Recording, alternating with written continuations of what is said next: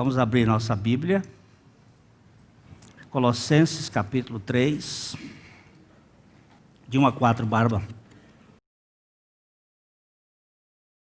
Portanto, se já fostes ressuscitados juntamente com Cristo, buscai as coisas lá do alto, onde Cristo vive assentado à direita de Deus.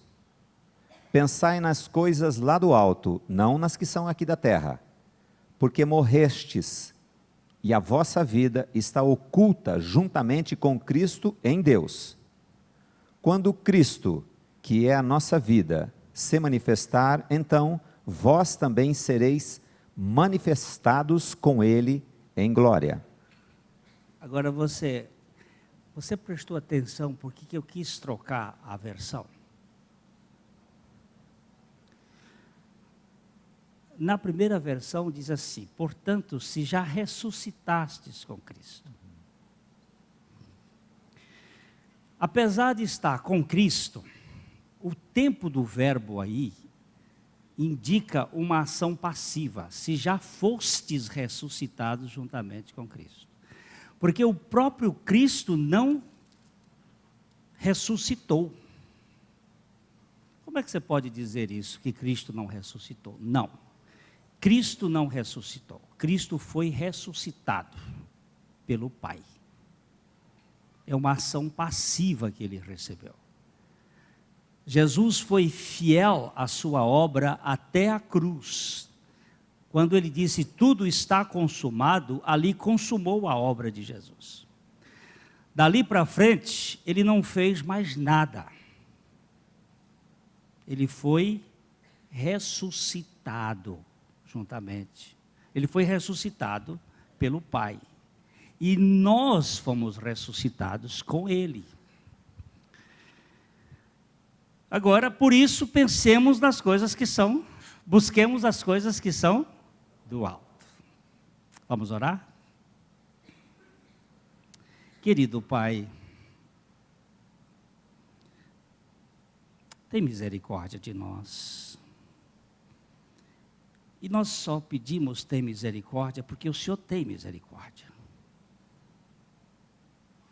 Nós que somos indignos de nos aproximar de Ti, mas que o fazemos por causa de Cristo.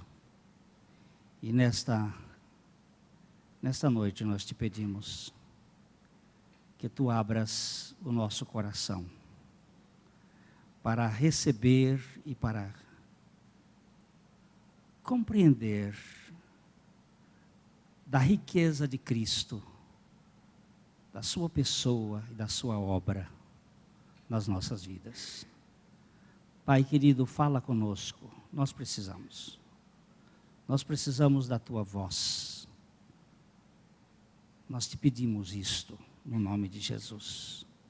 Amém.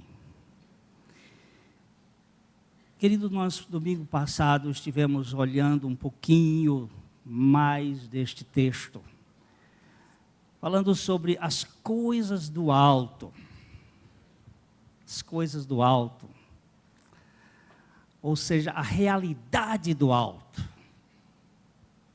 Aquilo que vem de cima. E vimos que Deus Pai, que é o autor de toda boa dádiva e todo dom perfeito, que vem do alto, Ele distribui as riquezas destas realidades com a boa dádiva e o dom perfeito. Pensando um pouquinho dessa boa dádiva, enxergamos que ela se concretiza na encarnação de Cristo, o Verbo que se fez carne e habitou entre nós, cheio de graça e de verdade. Que este dom perfeito está exatamente ligado à pessoa do Espírito Santo, o dom que veio do alto. Permanecei na cidade até que do alto sejais revestidos do Espírito Santo. Então nós temos aí os dois vetores de Deus. O Pai tem dois enviados. O Filho, que foi enviado ao mundo, o dom de Deus, a boa dádiva.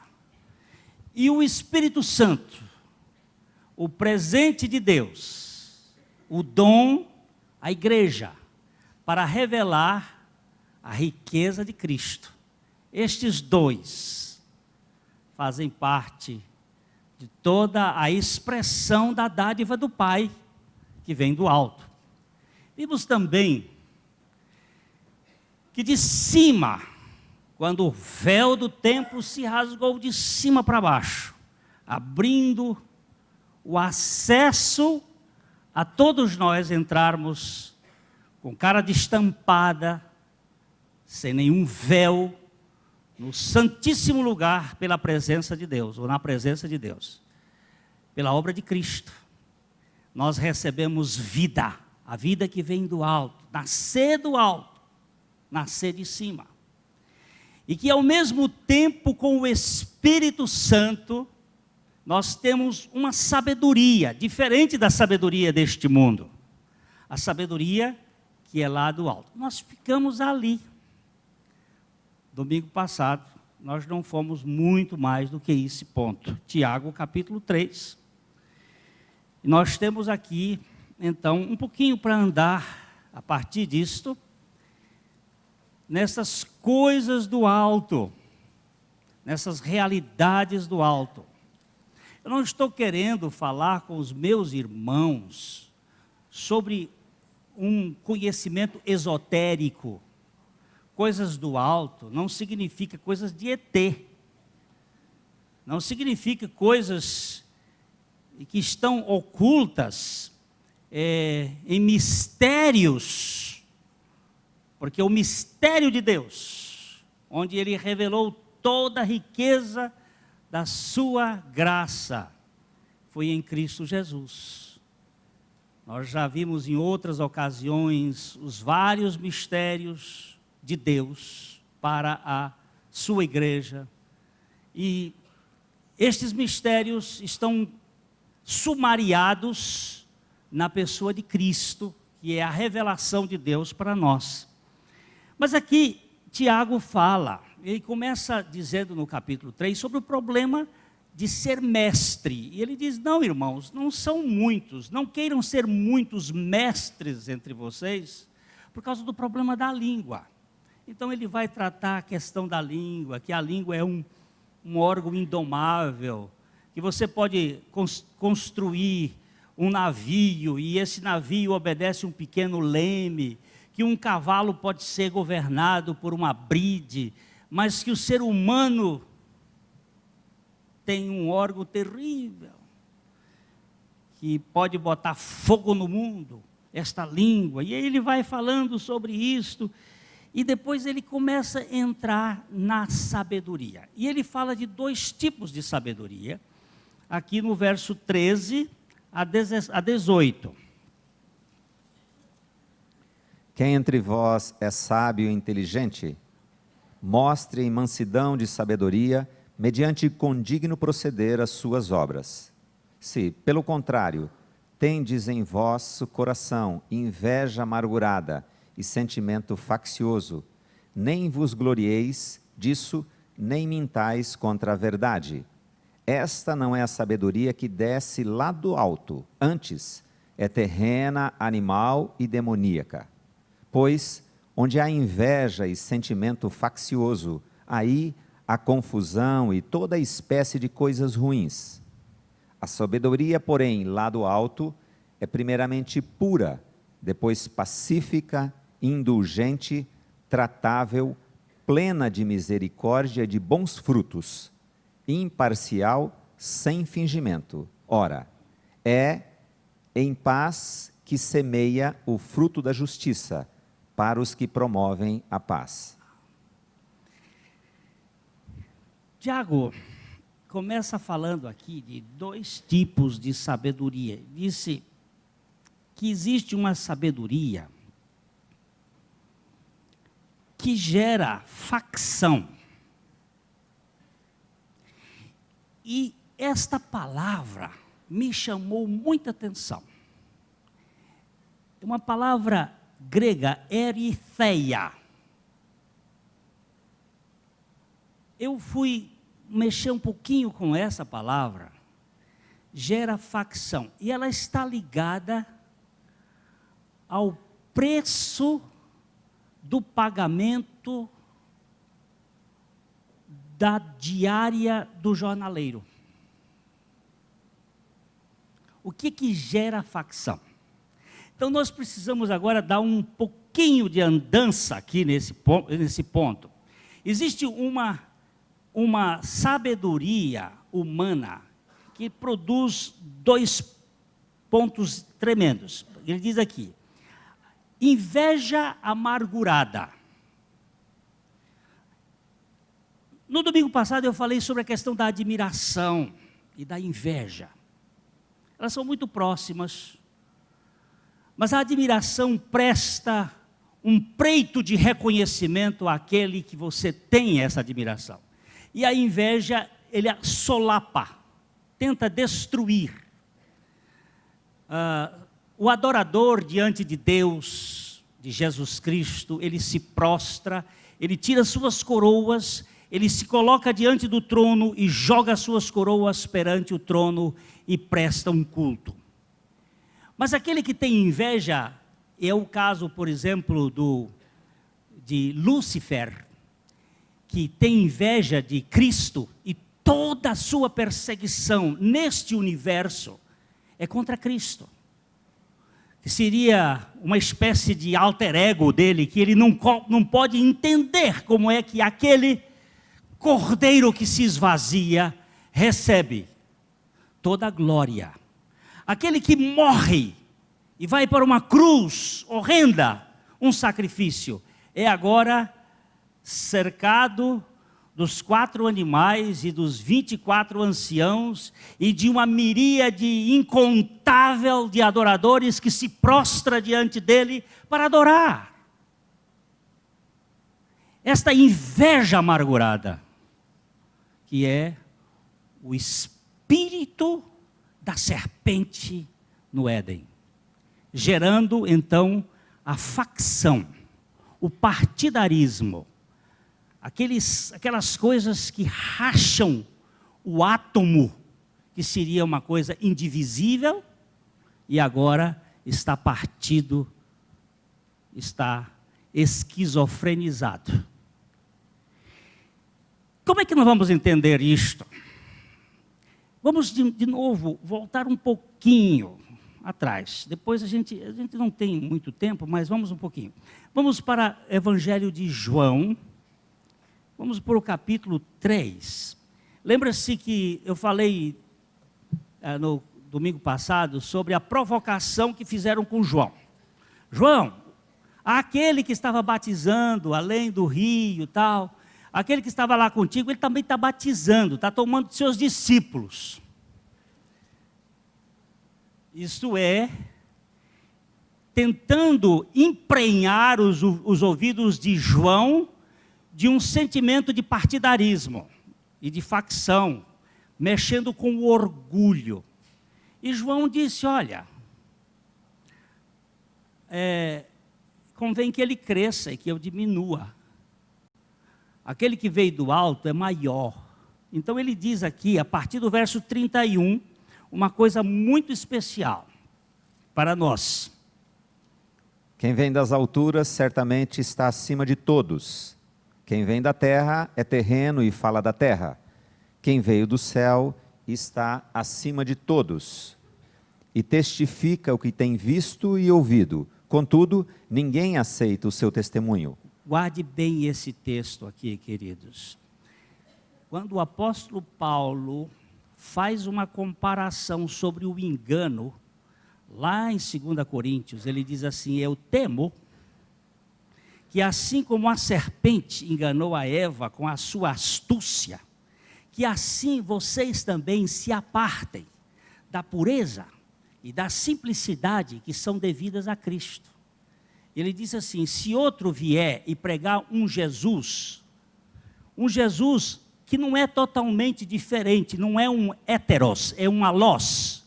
Um Jesus que não é totalmente diferente, mas muito semelhante, só que não é o mesmo Jesus que tem a cruz. Vocês de boa mente o recebem.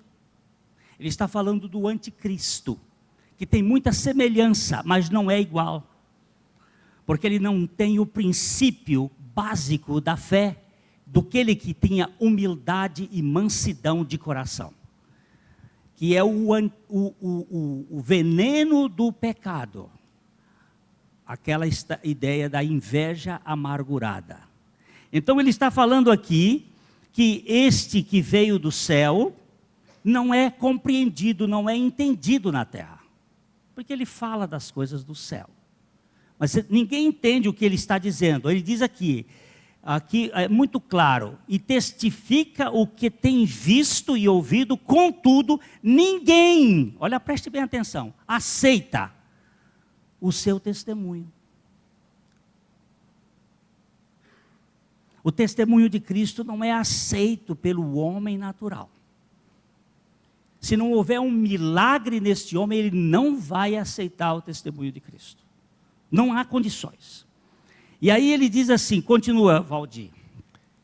Quem, todavia, lhe aceita o testemunho, por sua vez, certifica que Deus é verdadeiro, pois o enviado de Deus fala as palavras dele, porque Deus não dá o Espírito por medida.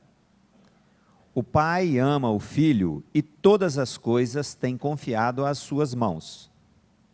Por isso, quem crê no Filho tem a vida eterna. O que, todavia, se mantém rebelde contra o Filho, não verá vida, mas sobre ele permanece a ira de Deus. Então ele fala aqui, João está explicando. Vocês não adiantam vocês colocar fogo em mim, porque eu sou madeira molhada, não pega fogo.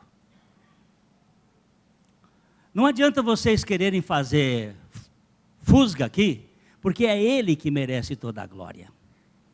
Eu vou apontar para ele.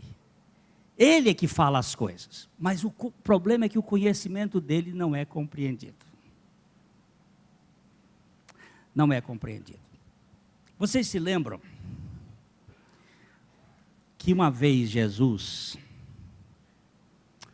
foi interceptado por um moço de qualidades.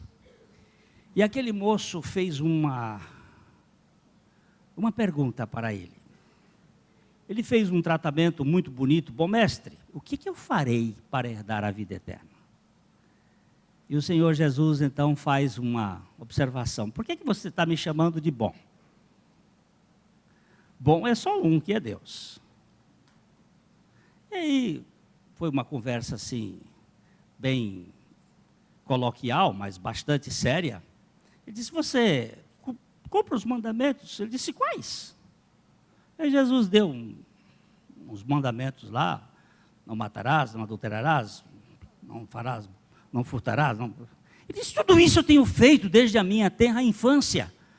Então o Senhor diz, então vai, despoje-se do seu centro de confiança, vem e segue-me, e terás um tesouro no céu. E aí o moço foi embora. Com a saída desse moço, Jesus aproveitou para conversar com os discípulos dele. E bateram um papo. Ele foi falando e disse, é mais fácil um camelo passar por um fundo de uma agulha do que um rico entrar no reino dos céus. É mais fácil você ter um absurdo deste.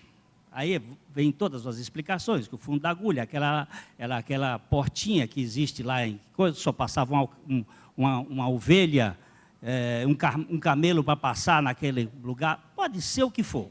Para mim, o fundo da agulha dessa número 0, pode ser também. Jesus faz passar, é mais fácil passar. É um milagre maior. Porque uma pessoa que confia em si mesmo e nas suas riquezas, ou em qualquer coisa, na sua sabedoria, na sua pose, no seu poder, não pode entrar no reino de Deus. Para entrar no reino de Deus, tem que confiar em Cristo, e somente em Cristo. E só em Cristo, mais nada. Nada. É um milagre extraordinário. Pedro, quando ouviu isto, Pedro Pedro é maravilhoso porque ele é autêntico. Ele logo disse assim: mas nós te deixamos tudo para te seguir. E lá, o que vamos receber? Pedro tinha uma mentalidade exatamente como eu e você. Qual é a vantagem que eu vou levar nesse negócio? O que vai ter aqui para a gente receber?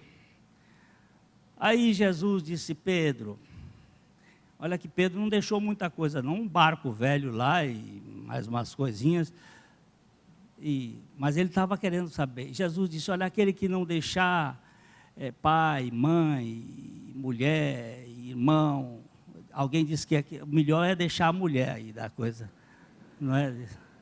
E irmãos e filhos e tal, e etc, e etc. E Jesus deu uma conta muito interessante: não receberá 100 vezes mais. Com perseguições, ele botou um negocinho ali, no perseguições, e por fim, a vida eterna. 100 vezes mais, bons matemáticos. Elcio, quanto é 100 vezes mais?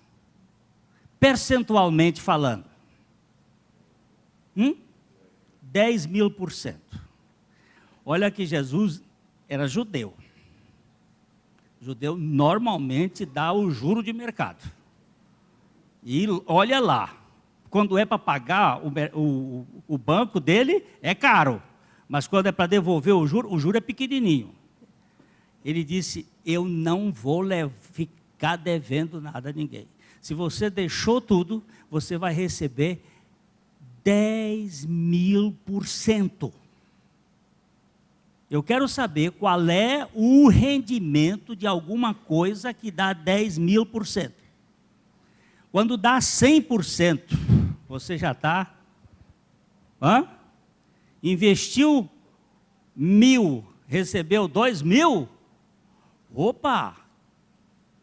Não tinha dinheiro no mundo que não tivesse investido nesse banco. Mas Jesus disse: no meu não. Quando ele contou essa história, ele falou para os discípulos, ele entrou numa parábola extraordinária. Vamos para ela agora. Toda essa conversa é só para entrar na parábola. Capítulo 20 de Mateus. É uma parábola extraordinária. Esta parábola tem como finalidade explicar a mentalidade daquela palavra eritheia. O que gera facção? O que gera partido? Esta palavra é aqui, esta parábola é aqui o ponto que Jesus quer ensinar. Por que nós não vivemos contentes? Vamos aí então a partir do verso 1 e vamos ler até o verso 16. Por favor, Barbinha, não tenha muita pressa, vamos lendo, a gente vai parando, tá? Porque o reino dos céus é semelhante a um dono de casa que saiu de madrugada para assalariar trabalhadores para a sua vinha. Eu só queria que você entendesse madrugada.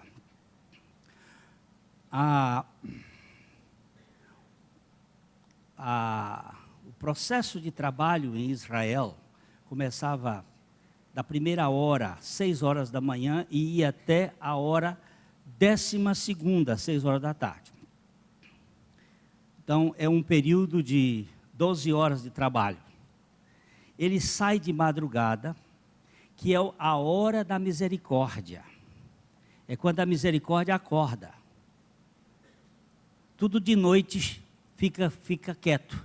Chega uma hora de madrugada, que é aquele texto que está lá em Lamentações, as misericórdias do Senhor se levantam de madrugada, pela manhã. Quer dizer, aquele momento, ele procura, ele vai atrás dos que estão precisando de trabalho. Uma outra coisa, no tempo de Jesus, não havia empregos a não ser em Roma. Em Israel, cada um vivia do que tecia. As pessoas eram jornaleiras. Jornaleiro é aquele que vive pela jornada do do dia. É o boia fria ou a diarista de hoje. E cada um deveria receber o seu pagamento, segundo o livro de Deuteronômio, no final do dia. Então aqui nós precisamos entender o seguinte: o dono da casa, o próprio proprietário, procurou os trabalhadores que precisavam de trabalho. Ele não botou um gato, figura que hoje é muito comum no processo de arregimentar o boia fria ou outra. Ele mesmo foi. É só para você guardar isso aqui, porque isso aqui tem importâncias na nossa compreensão do nosso Deus. E tendo ajustado com os trabalhadores a 1 denário por dia, mandou-os para a vinha. Agora, eu só queria a palavra ajustados, sinfonel. Esta palavra deu origem na língua portuguesa de sinfonia, que é uma ordem onde não há desarmonia, discórdia, estamos acertados. 1 denário por dia era suficiente para um homem cuidar dele e da sua família com sobra. 1 denário, tá bom? Salário justo. Aí aparece a expressão que mais adiante fala uma coisa justa, adequada. Um pouquinho para frente. Saindo pela 3ª hora, viu na praça outros que estavam desocupados. Por favor, preste bem atenção. Eles não estavam trabalhando porque ninguém tinha achado eles ainda. Eles estavam desocupados. Mas já era a 3ª hora. A 3ª hora são 9 horas da manhã. Já tinha gente que tinha trabalhado 3 horas, das 6 às 9. Continue. E disse-lhes: Ide vós também para a vinha, e vos darei o que for justo. Eles foram. Aí aparece o que for justo. Se nós formos entender justo, se aqueles primeiro foram contratados, foram sinfonizados pela expressão de $1, de um denário, o justo para estes seria quanto? 9/12, não é? 9/12, 3/4. Vamos lá. Tendo saído outra vez, perto da hora 6ª e da 9ª, procedeu da mesma forma. E saindo por volta da hora 1/10, encontrou outros que estavam desocupados e perguntou-lhes: Por que estivestes aqui desocupados o dia todo? Pronto, vamos parar aqui um pouquinho. Agora o homem estava procurando, achou aquele das 9 da manhã, depois achou uma turma da meio-dia, e achou uma turma das 3 horas. Mas ele continuava procurando. E foi até uma praça onde tinha um grupo lá, que já tinha passado 11 horas sem trabalho. Ia ter uma noite, talvez, sem comida para os filhos. Aí ele procura: Por que vocês estão aqui sem trabalho? E aí ele manda para a vinha. Vamos continuar. E responderam-lhe: Porque ninguém nos contratou. Então lhes disse ele: Ide também vós para a vinha. Ao cair da tarde, disse o senhor da vinha ao seu administrador: Chama os trabalhadores e paga-lhes o salário, começando pelos últimos, indo até os primeiros. Agora aqui começa o princípio do evangelho. Sempre os últimos serão os primeiros. O princípio do evangelho é inverter o conceito da justiça tributária, ou a justiça que tributa e que leva em consideração o valor da pessoa. Agora nós entramos aqui, Jesus mostrando o que o Pai quer nos ensinar. Ele disse, ao fim da tarde, ele mandou o administrador, agora não é mais o dono, vai lá e paga a cada um, e chama os trabalhadores e começa pelos últimos. E começa. Verso 9. Vindo-os da hora 11ª, recebeu cada um deles um denário.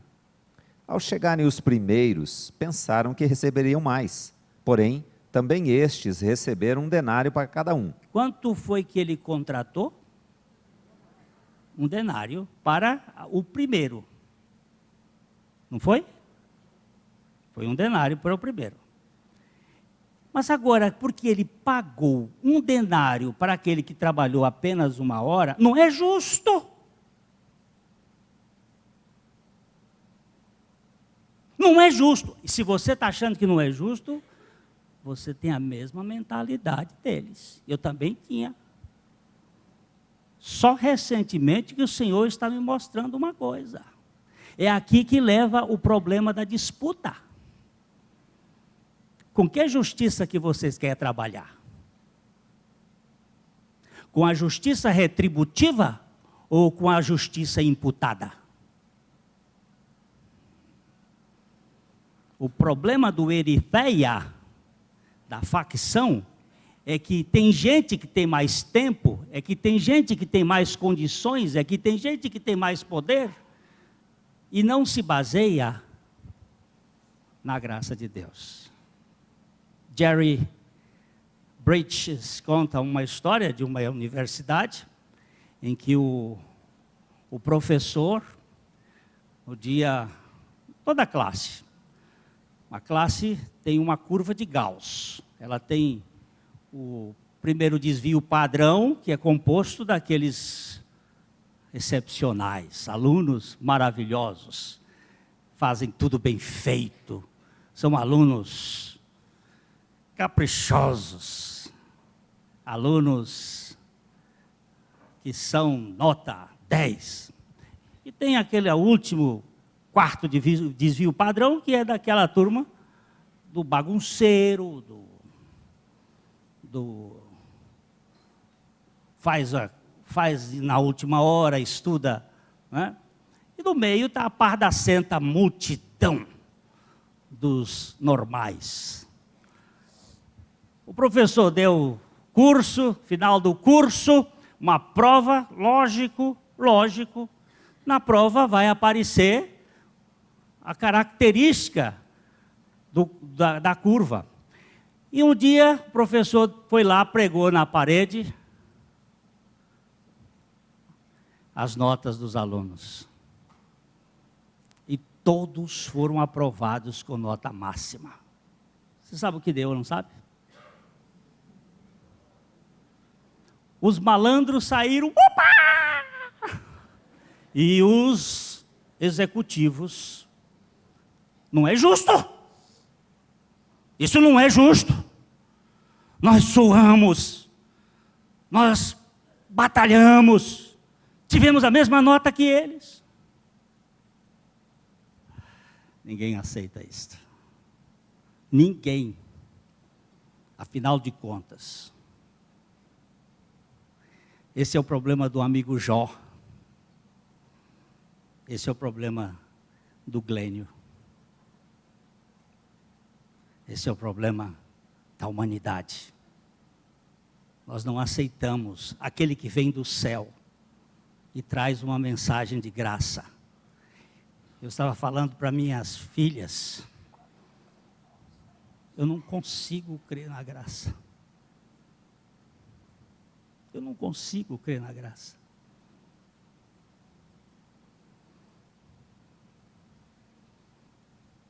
Este Deus que tem prazer na misericórdia, Estou falando de pensar nas coisas lá do alto, eu não estou falando de coisa de ET.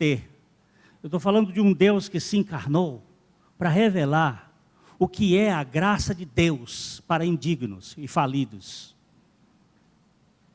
Por favor, Barbinha, continua, vamos acabar. Mas, tendo-o recebido, murmuravam contra o dono da casa. Eu queria que você guardasse essa palavra murmurar. Murmurar. Lembre-se disto. Todas as vezes que você e eu estivermos murmurando, é contra o dono da casa que nós estamos murmurando. Não é contra o administrador, não, é contra o dono da casa. Nós estamos achando que nós temos direitos.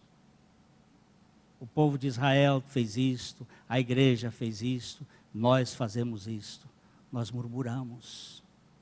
Continuando. Dizendo, estes últimos trabalharam apenas 1 hora, contudo, os igualaste a nós, que suportamos a fadiga e o calor do dia. Mas o proprietário, respondendo, disse a um deles, amigo, não te faço injustiça, não combinaste comigo 1 denário? Ó, a mesma palavrinha, sinfonel. Não foi isso que eu combinei com você, amigo? Amigo, o que eu acho bonito nesse dono da casa, ele não disse, ô cara, mas ele disse, amigo. Ô termo lindo esse termo. Eu sou também daquele de você, mas você tá com problema. Amigo, não te faço injustiça, não há nenhuma anoquia aqui. Não há nenhuma injustiça aqui, não há nenhuma coisa absurda, foi isso que nós combinamos. Nós fizemos lá um contrato, nós fizemos um ajuste, nós fizemos um acordo. Mas qual é o seu problema? Verso 14. Toma o que é teu e vai-te, pois quero dar a este último tanto quanto a ti. Porventura não me é lícito fazer o que quero do que é meu? Ou são maus teus olhos porque eu sou bom? O problema é aqui. Será que eu não posso fazer com o que é meu o que eu quero? É você que tem que decidir como é que eu tenho que administrar as minhas coisas? Ou é a soberana vontade de Deus, o propósito de Deus e a sua graça que administra tudo? Mas isso fere com o nosso brio, isso gera. O problema está aqui. Deus é bom. Você se lembra que Jesus estava dizendo, ninguém é bom, senão um que é Deus. O cara queria trabalhar para poder receber a herança. E Jesus disse, por que tu me chamas bom? O seu problema é que você não sabe o que é bom. Bom sou eu cuidar daquele que é falido, para que ele seja restaurado.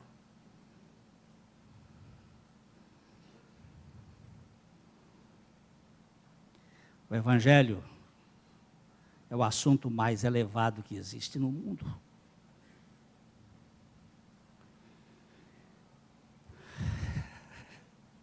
Essa semana eu fui apanhado por esse conceito de modo tão extraordinário. Vamos saltar aqui um pouquinho, vamos lá para o Salmo 103. O Salmo 103 é o Salmo da misericórdia. Misericórdia é a mão encolhida de Deus para não dar aquilo que nós merecemos. Graça é a mão estendida de Deus para dar aquilo que nós não merecemos. A mão encolhida de Deus é a misericórdia. Você merecia fogo, mas eu não vou botar fogo em você. Você merecia ser destruído, mas eu não vou destruir você. Misericórdia é quando Deus encolhe a mão para não dar aquilo que a gente merece. E graça é quando Deus estende a mão para dar aquilo que nós não merecemos. Então este salmo aqui, o Salmo 103, é o salmo da misericórdia. É o salmo do encolhimento da mão de Deus. Vamos aqui, eu só lembrando aqui, ele está falando, bendize, ó minha alma, ao Senhor. Bendize, ó minha alma, ao Senhor. se esqueça de nenhum dos seus benefícios. Bendize a minha alma, Senhor. Aí ele diz, é Ele quem perdoa. Perdoa o quê? É Ele quem perdoa? Ele quem perdoa? Ele quem perdoa? Todas as tuas iniquidades. E sara todas as tuas enfermidades. O marido desta senhora que está sentada ali, dona Anésia, um dia lá em Brasília, ele foi a uma senhora que estava com, esposa de um pastor, que estava com tinha cometido um pecado cabeludo. Existe para aquela senhora pecado careca e pecado cabeludo. O dela era cabeludo, que a manteve debaixo de uma luta espiritual que a trouxe a uma paralisia. A paralisia da Anésia é uma paralisia de secção da medula. Aquela não, foi uma paralisia provocada por um trauma psíquico. Ela ficou paralítica. Durante 8 anos ela permaneceu ali naquela cadeira de rodas. O pastor ouviu o pastor Abuchaim pregar e convidou para ele fazer uma visita naquela casa. E quando ele chegou lá, ela estava sentada. Começaram a conversar e ela contou que o pecado que ela ouvia uma voz que dizia assim, o seu pecado não tem mais perdão. O seu pecado não tem perdão. Aí o pastor Abuchaim arranjou uma tábua, botou em cima dos braços da cadeira de roda, apanhou uma folha de papel sulfite e disse, a senhora escreve aqui em cima o que a senhora ouve. Aí ela escreveu, este pecado não tem perdão. Ponha aspas, ele pôs aspas. Bota embaixo, Satanás. O acusador, que está fazendo aí. Agora pegue embaixo aqui e escreva assim. É Ele quem perdoa todas as tuas iniquidades e sara todas as tuas enfermidades. Põe aqui embaixo, ela escreveu. Ponha aspas, e põe embaixo, Deus. Ela pôs, Deus. Então, aqui nós temos 2 declarações. Uma que a senhora ouve e a outra que Deus diz. Qual das 2 a senhora está crendo? Ela olhou e disse, eu estou crendo na de cima. Ele disse, o seu problema é este. É que entre a palavra de Deus e a palavra do diabo, de Satanás, a senhora está crendo na palavra do diabo. Agora eu só quero lhe fazer uma pergunta. Em qual das 2 a senhora gostaria de crer a partir de agora? Ela disse, eu quero crer na de baixo. De que então risca de cima. Risca. Ela pôs um risco em cima e diz, é Ele quem perdoa todas as tuas iniquidades e sara todas as tuas enfermidades.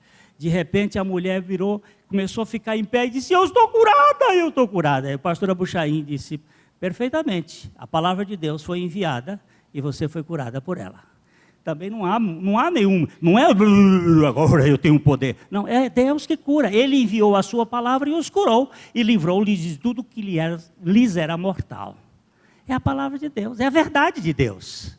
É Ele quem perdoa todas as tuas iniquidades. Aí ele diz, é que redime a tua vida da cova, é que tem misericórdia. Aí ele chega aqui, no versículo 10, por favor, Bárbara, 10, 11, 12. Não nos trata segundo os nossos pecados, nem nos retribui consoante as nossas iniquidades. Lê outra vez. Não nos trata segundo os nossos pecados, nem nos retribui consoante as nossas iniquidades. Lê outra vez. Não nos trata segundo os nossos pecados, nem nos retribui consoante as nossas iniquidades. Você crê nisso?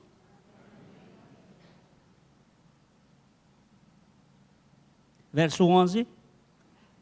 Pois quanto o céu se alteia acima da terra, assim é grande a sua misericórdia para os que o temem. Olha, ele agora usa um parâmetro. O céu se alteia. Está falando das coisas altas. O céu se alteia. Agora, isso só pode ser por revelação. Porque o mundo que nós conhecemos, que tem milhões, bilhões de anos-luz, é finito.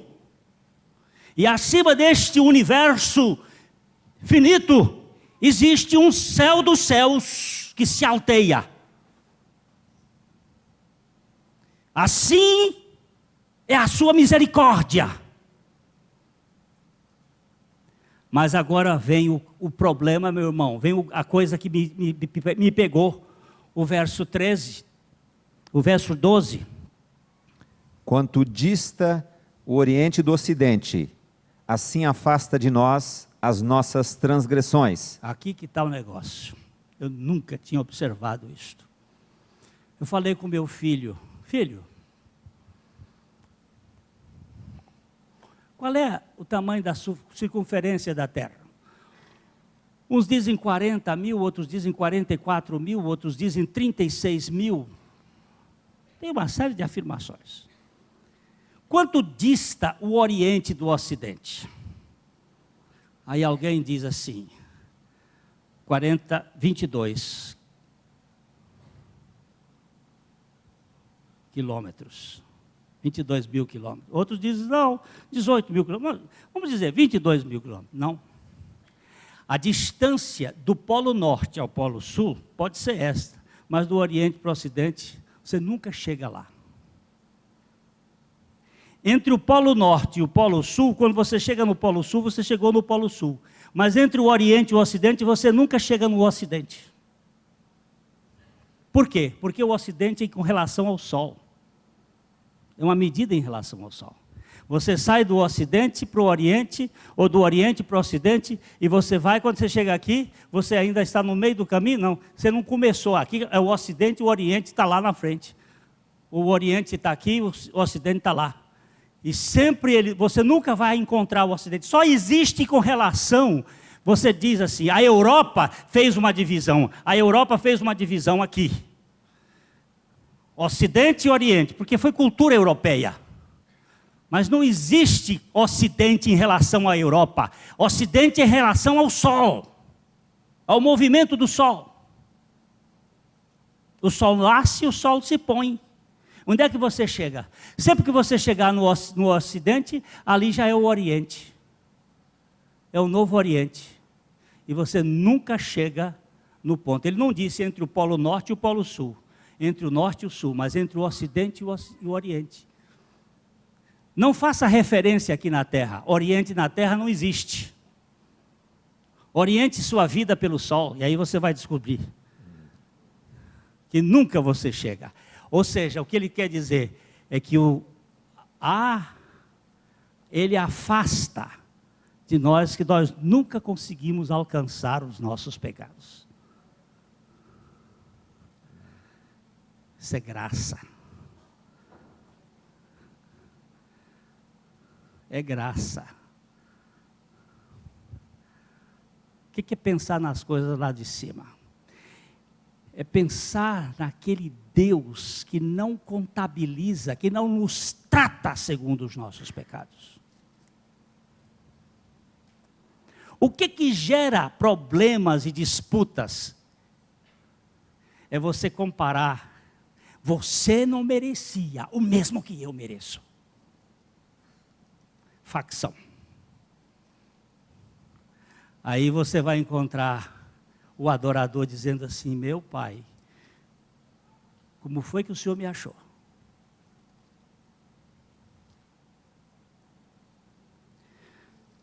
Há um problema no trabalhador dar 1/10 hora. A alegria dele é muito grande, mas ele pode ficar com sentimento de culpa. Se ele comparar com o outro, dizendo assim, na verdade, eu não merecia receber isto. E ficar com o sentimento, o senhor foi injusto, mas a coisa aqui não é em relação a você, é em relação a Deus. É o sol, é a Cristo, o sol da justiça, que afasta de nós as nossas transgressões. Não é em relação a você e ao Barba, o Renan e Barba. Isso aqui é coisa barbada. Isso é coisa de comparação entre minúsculos. Não é justo, eu trabalhei de sol a sol, só recebo 1 denário. Esses aqui que vieram. E se eu quero fazer isso porque a minha bondade não contabiliza defeitos? Além disso, esses aí não tiveram emprego porque não tinha ninguém que tivesse contratado, e eu resolvi contratar na 1/10 hora.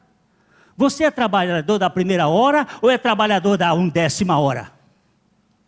Você é jornaleiro de um dia de serviço que cheira a CC? Ou você é um trabalhador de 1 hora que ainda está disposto a passar a noite em adoração? Vamos deixar conversar. Deixa falar um tiquinho, por isso que ele disse, a língua.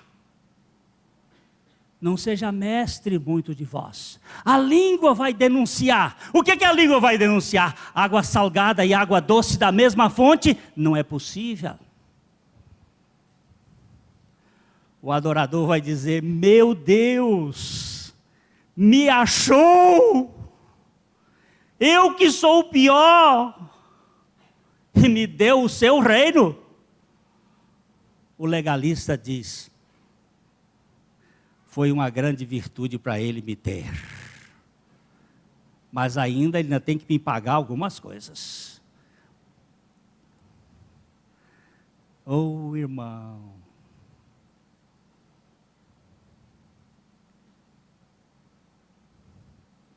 Vamos ler um tiquinho lá do profeta Miqueias, no capítulo 7.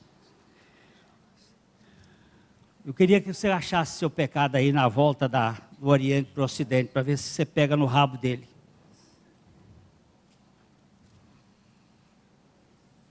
Miqueias 7, verso 18 e 19. Quem, ó Deus, é semelhante a ti, que perdoas a iniquidade e te esqueces da transgressão do restante da tua herança? O Senhor não retém a sua ira para sempre, porque tem prazer na misericórdia. Tornará a ter compaixão de nós, pisará aos pés as nossas iniquidades e lançará todos os nossos pecados nas profundezas do mar. Não é na beira da praia, não, é nas profundezas, é no pélago, é nas regiões abissais. Mas, irmão, sabe o que eu fiquei morrendo de rir com Miqueias? Que Miqueias gosta de trocadilho. Ele usou aqui, quem é semelhante a ti? Miqueias. É o nome dele. Ele usou um acróstico muito interessante. Miqueias. Miqueias. Quem é semelhante a Deus? Quem é semelhante a ti que perdoas a iniquidade e não te lembras? Não é que Deus esqueceu, porque esquecer é uma coisa e não lembrar é outra. Qual é a diferença entre esquecer e lembrar?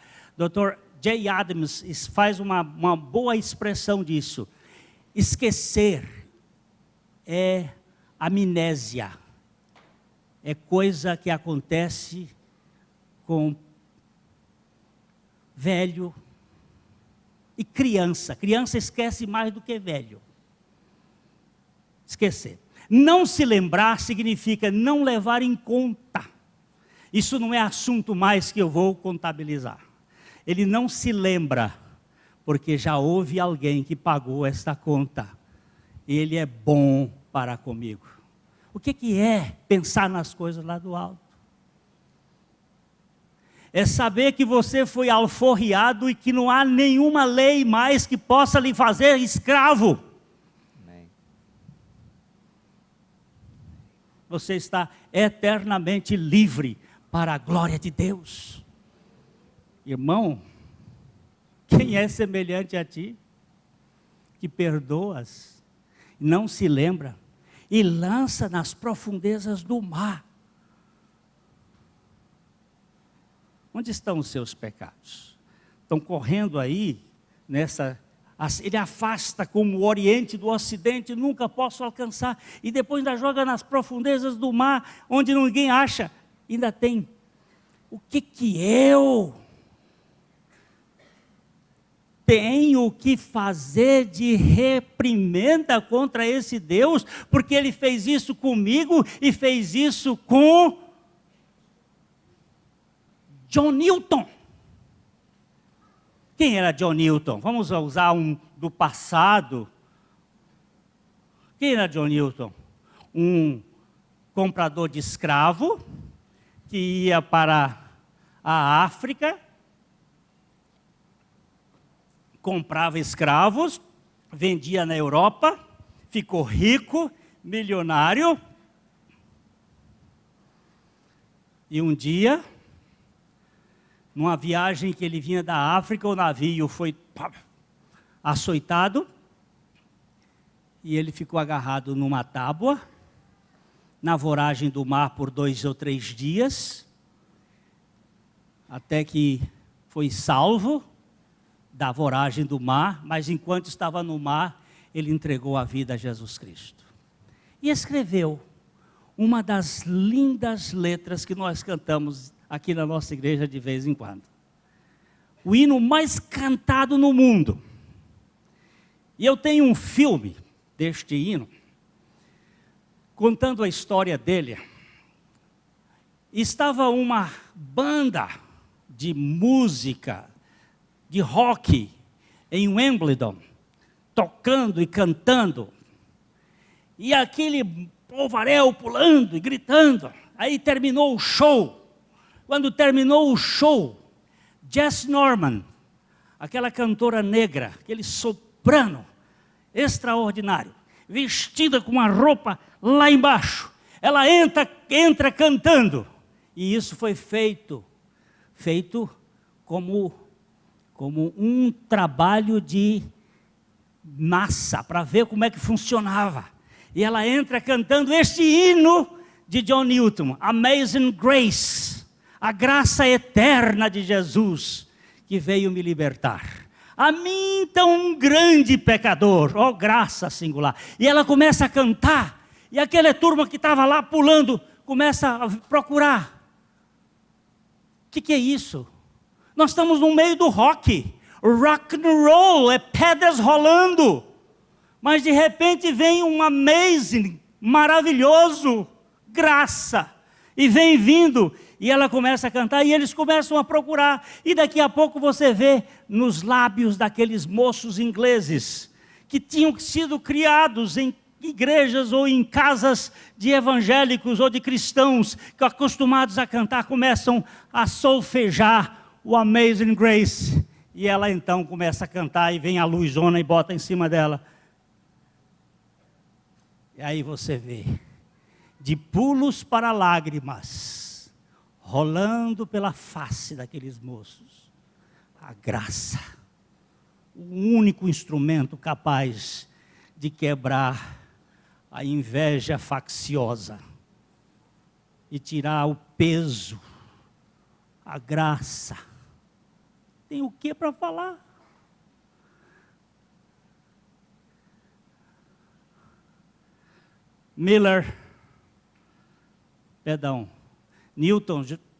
John Newton, ele entendeu. Eu fui alcançado, eu sou o pior que fui alcançado. E ele tem um trecho que ele diz assim: aquele que começou, ele vai terminar até o fim. Ele que me aceitou, não vai me deixar no meio do caminho. Queridos, o que é pensar nas coisas lá do alto? Não nas que são daqui da terra. É pensar neste Deus que tem compaixão, que tem misericórdia, que tem graça, que tem amor, que veio buscar homens como você. Um dia desses, uma pessoa disse assim para mim: Glênio, será que tem salvação para mim? Eu disse: Eu acredito que sim, porque eu creio que há salvação para mim. Eu não sei, não posso dizer para você quem é você, mas também você não pode dizer quem sou eu, mas eu posso lhe dizer que eu estou no último lugar da escala dos piores. Não estou falando isso para usar termos de linguagem. Quando eu fico sozinho no meu quarto, eu sei quem sou eu. Quando os meus pensamentos saem, eles são terríveis. E eu só tenho uma coisa para me aceitar. É a graça de Deus em Cristo Jesus. Eu sou um trabalhador da 1/10 hora. Eu não sou da primeira hora. Tenho que pular de alegria. E dizer para Ele, Senhor, muito obrigado. Muito obrigado porque o Senhor me aceitou na sua infinita graça. Essa sabedoria lá de cima, ela é primeiramente pura, ela é pacífica, ela é indulgente, ela é tratável, ela é cheia de misericórdias e bons frutos. Ela é uma sabedoria que tem recuperação, que vê recuperação. Às vezes demora. Como Deus foi misericordioso com aquele legalista do Moisés. 40 anos tratando aquele homem, aquele príncipe, até ele virar um escravo sem sandálias, um mendigo que dependia inteiramente da graça de Deus. Mas ele não desiste de nós, não. Tira os seus olhos do seu irmãozinho, que ainda está cheirando CC, criticando, e olhe como é que ele chamou, amigo. Amigo, você está irritado aí porque eu fui bom com ele? Recebe o que é teu. Goze. Celebre. E deixe eu fazer bondade. Todas as vezes que eu falo da graça, queridos, duas coisas acontecem no auditório. Um grupo sai indignado. E um grupo sai reconhecendo que não é digno. E celebrando. Hoje de manhã, enquanto eu saía daqui, eu liguei o rádio e estava na BBN. E o pregador que estava pregando naquela ocasião da Igreja Batista, primeira Igreja Batista do Rio de Janeiro, trazia uma mensagem que foi tremenda para o meu coração. E era o dia da ceia lá. E ele disse assim, todos nós hoje de manhã seríamos fulminados se não fosse a misericórdia de Deus. Deus seria muito justo se Ele descesse fogo sobre esta igreja. Mas por causa de Cristo, nós hoje estamos aqui, aceitos pela misericórdia de Deus. E ele disse, durante muitos anos, eu tomei indignamente a ceia do Senhor. Naquele momento em que fazia o exame, eu queria ver quantos pecados eu tinha cometido. E se eu tivesse confessado algum pecado, eu iria confessar imediatamente para então me tornar digno. E faz um tempo que o Senhor me mostrou, você é aceito pelo Cordeiro. E a sua dignidade é a dignidade de Cristo. E hoje, quando eu vou tomar a ceia, eu digo para Ele, Senhor, eu sou um indigno que me aproximo de Ti por causa de Cristo.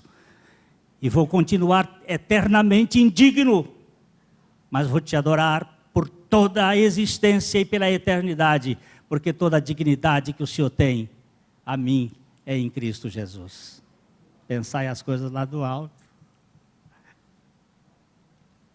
Pensa que você foi aceito. Pensa que você foi aceito em Cristo e celebre. Não que você seja capaz. Muito obrigado, Senhor. Desculpa, irmãos, mas eu tinha que terminar esse assunto aqui, olhando eritheia, partidarismo, facção, vem porque a gente se compara. Deus, o salário foi melhor do que eu merecia. Eu merecia o inferno, o Senhor me deu o teu reino. Muito obrigado. Mas nós vamos ter comentários daqui a pouco aí. Não, eu tenho que pagar a minha conta. Então continue pagando. E vai ver o preço disto. Bendito seja o Senhor. A mensagem que você acabou de assistir faz parte do Ministério de Comunicação Palavra da Cruz. Temos um grande acervo de estudos bíblicos em áudio e vídeo. Distribuímos também, gratuitamente, o jornal mensal Palavra da Cruz. Entre em contato conosco pelo fone fax 0 operadora 43 3322 3037 ou pelo e-mail com@palavradacruz.com.br. Visite-nos também pelo site www.palavradacruz.com.br. Graça e paz.